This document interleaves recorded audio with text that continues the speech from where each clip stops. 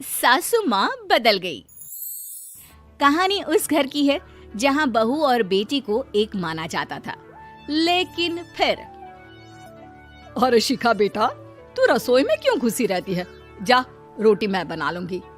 नहीं नहीं माँ जी, आप बैठिए, बस सारा खाना बन ही गया है। श्वेता को बोल देती हूँ, वो खाना लगा देगी सबका। सॉरी भाभी, मेरे पास वक्त नहीं है। माँ, मुझे पैसे देना, पार्लर जाना है। हाँ हाँ चली जाना, भाभी को भी ले जाना। वो भी जाने को बोल रही थी पार्लर, पर पहले ना मदद कर दे उसके खाना लगाने में। देख माँ, वो बहू है, उसे बहू रहने देना, इतना सर पर मत चढ़ा भाभी को। श्वेता, ज्यादा मत बोला कर। बहू और बेटी में कोई फर्क नहीं होता है। जा जाकर काम कर। ननद को माँ का भाभी से इस तरह प्यार करना बिल्कुल अच्छा नहीं लगता। वो बार बार किसी न किसी तरह माँ को भाभी के खिलाफ भड़काती रहती, लेकिन कोई फायदा ना होता। एक रोज, अरे बेटे किशन, जा बहू को कहीं घुमा कर ला, सारा दिन घर में काम करती रहती है। हाँ हाँ माँ, हम लोग जा रहे हैं ना गोवा। अच्छा जी, भाभी ने तो हमें बताया भी नहीं। वैसे तो सारी पंचायत करती है, ये गोवा वाली बात क्यों छुपा गई हमसे? अरे क्योंकि उसे खुद नहीं पता था बहन। मुझे टिकट सस्ती मिल रही थी तो मैंने बुक कर दिया। हाँ शिखा, पैकिंग कर ले, संडे हम जा रहे हैं गोवा। दोपहर में शिखा पैकिंग कर रही थी कि सास आ जाती है। ये क्या बहू, साड़ियाँ? अरे गोवा जा रही है घूमने या फिर शादी में मायके हैं? माँ जी, ऐसा कुछ है ही नहीं, समझ में नहीं आ रहा क्या रखूं कपड़े में। अरे तेरी और श्वेता की साइज तो एक ही है, उसके कुछ मॉडर्न कपड़े ले ले, आकर लौटा देना। हाँ माँ जी, ये ठीक रहेगा। शिखा श्वेता के पास जाती है और उससे कपड़े मांगती है। ना जी ना, मैं अपने कपड़े ना दूं, वैसे भी फैल जाएंगे मेरे कपड़े, बहुत महंगे वाले हैं। शिखा मुंह लटकाकर कमरे में आ जाती है तो सास कहती है, चल तैयार हो जा, तुझे मैं शॉपिंग करा कर लाती हूँ गोवा की। बस फिर क्या था, सास बहू निकल जाते हैं मार्केट और एक से बढ़कर एक ड्रेस खरीद कर घर आते हैं। पहले बता देती कि नए कपड़े दिलाने वाली है भाभी को, तो मैं अपने ही दे देती ना भाभी को, मुझे दिला देती नए कपड़े। देख श्वेता, परिवार का मतलब सबके साथ रहना होता है, ना कि सिर्फ अपना सोचना। वैसे भी तुझे अच्छे संस्कार सीखने चाहिए। और रही बात कपड़ों की, तो शिखा, आज से घर पर भी तू मॉडर्न कपड़े ही पहनेगी। कोई जरूरत नहीं है ये साड़ी वाड़ी लपेटने की। अब क्या था, घर पर श्वेता और शिखा एक जैसे रहते। एक बार पड़ोसन आती है। अरे बेटा, अपनी माँ को तो बुलाना जरा, बात करनी है। शिखा सास को बताती है और रसोई में चली जाती है। ये आपकी बेटी बहुत बड़ी हो गई है, इसके लिए एक रिश्ता है, कहो तो बता दूं। ये बेटी नहीं बहू है, घर में सब एक जैसा ही रहता है। वैसे मेरी बेटी भी बड़ी हो गई है, कोई रिश्ता हो तो जरूर बताना। पड़ोसन रिश्ता लेकर उन लोगों के घर आती है। तब श्वेता की होने वाली सास कहती है, तो ये घर है, कितने मंजिल का है? और ये बहू ने आपकी क्या पहन रखा है, जीन्स टॉप? अरे भाई, साड़ी वाड़ी नहीं है क्या इसके पास? देखिए, सर्दी है तो साड़ी में बहू कैसे मैनेज करती, वैसे पहनती है साड़ी भी।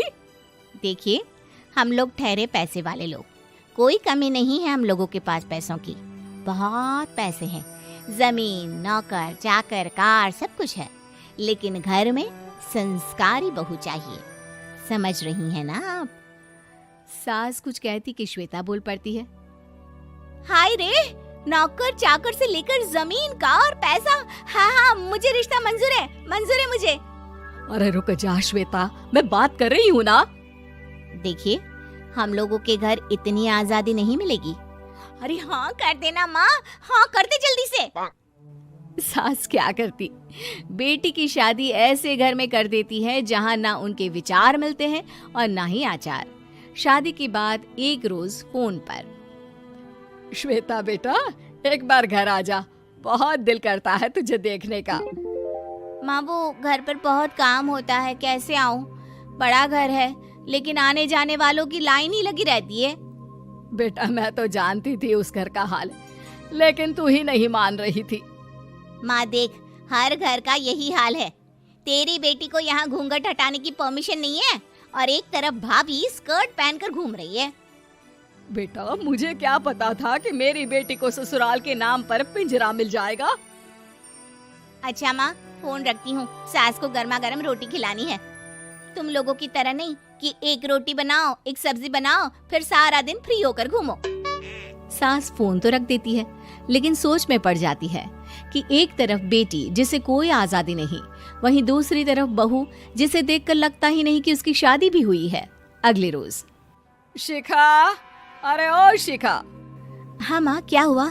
कुछ चाहिए आपको? मैं जिम जा रही थी। जिम के कपड़ों में बहू को देखकर सास को घूंघट में अपनी बेटी का ख्याल आता है। देख बहू, घर में बहू की तरह रहा कर। इतने टाइट कपड़े पहनकर जिम जाना पसंद नहीं मुझे। जा जाकर रोटी बना।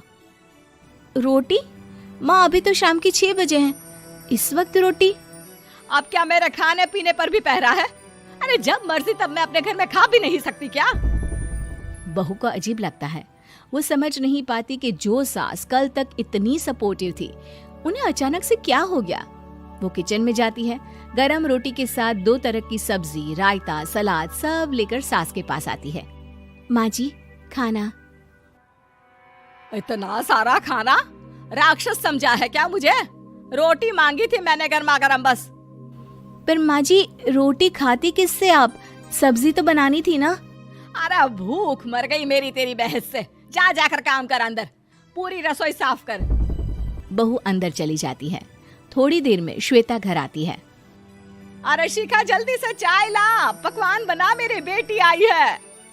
अरे नहीं नहीं माँ, ड्राइवर बाहर खड़ा है। मैं तो घर का कोई सामान खरीदने के बहाने यहाँ आ गई हूँ, मुझे जाना होगा। अरे बेटा, पर कितने दिनों बाद देख रही हूँ तुझे, रहने आ जाना 2-4 दिन के लिए। आ जाऊंगी माँ, जब मेरी सास मरेगी तब। मैं तो रोज मन्नत मानती हूँ कि मेरी सास मर जाए तो अच्छा है। अच्छा चल, जा रही हूँ माँ। हे भगवान, कैसे कैसे दिन देखने पड़ रहे हैं मेरी बेटी को। सास अंदर जाती है, जहाँ श्वेता की जिम वाली सहेली का फोन आया होता है। क्या बात है, आज जिम नहीं आई? अरे पता नहीं यार, आज माँ को क्या हो गया अचानक। पर खैर कोई नहीं, लगता नहीं कि मैं अब जिम आ पाऊंगी। शिखा स्पीकर पर बात कर रही थी, जिसे सास सुन रही थी। यार ये सास ना होती ही ऐसी है। मैं तो कहती हूँ बुढ़िया जल्दी मरे और तू आराम से जिए। शिखा को सहेली की बात पर गुस्सा आ जाता है। माँ के मरने की कौन सा बच्चा दुआ मांगता है मोहिनी? आगे से ऐसी बात मेरे सामने मत करना। हमारे घर की शोभा ही माँ है। क्या हुआ जो थोड़ी सख्ती दिखा रही है? उसमें भी कोई ना कोई उनकी भलाई ही होगी। मैं तो कहती हूँ भगवान मेरे जैसी सास सबको दे, जो सिर्फ माँ की तरह है। सास वाली तो कोई बात ही नहीं है उनमें। सास ये बात सुन रही थी। उनकी आंख में आंसू आ जाते हैं कि क्यों वो बेटी की किस्मत में बहू को भी भागीदार बना रही थी। शिखा, अरे ओ शिखा, क्या हो गया? जिम नहीं जाना क्या?